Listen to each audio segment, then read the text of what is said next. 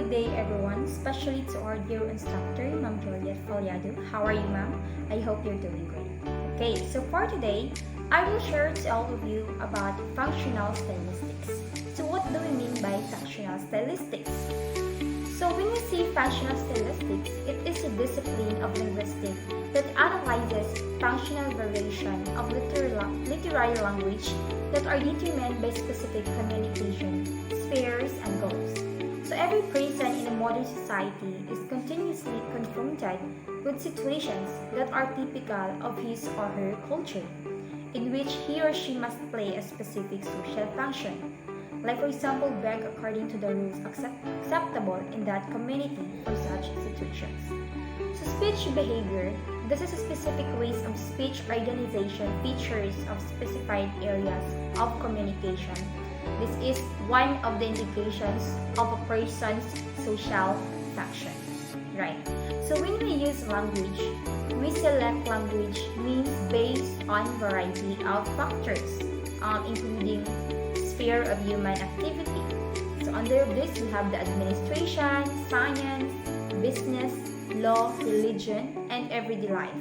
We have also communication situation and social rules of communicants, social and personal, psychological characteristics of communicants, social standing, profession, educational and cultural level, age, sex, temperament, emotional state, relationships between communicants in terms of familiarity, and common stack of experience.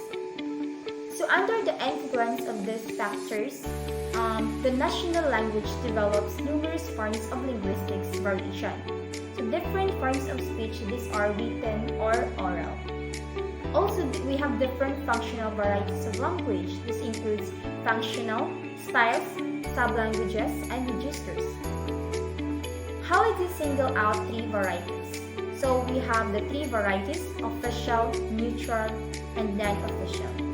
So according to V.A. Maltzer, there are two varieties of functional stylistics, the formal and informal. So criteria for distinguishing between varieties of language are also different. Thus, according to Galperin, he proposed two-level classification of styles and substyles based on the functions of language in the given sphere of communication. Let's talk about this. First, we have the Bell's letters functional style with substyles of poetry, emotive prose, drama. So the function of this style is cognitive aesthetic.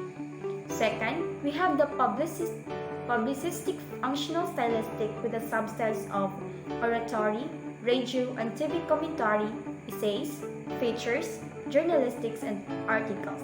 So the aim of this is to persuade, to influence public opinion. Third, we have the newspaper functional stylistic with substyles of brief news items, press reports, articles, purely informational in character. So the function of this is to inform and instruct the reader. Fourth, we have the scientific functional stylistic with substyles of humanitarian sciences, exact sciences, popular scientific prose.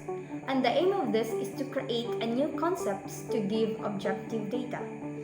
Fifth, we have the style of official documents with the substyles of first diplomatic documents, business documents, legal documents, military documents. So the purpose of this is to reach agreement between two parties to state their rights and obligations. So that are the level classification of styles and substyles proposed by Galperin. So Galperin describes functional stylistics of language as a system of interconnected techniques for communicating a specific goal, right? So styles of language, according to Galperin, can only be distinguished in the written form because every style is the consequence of deliberate selection of language.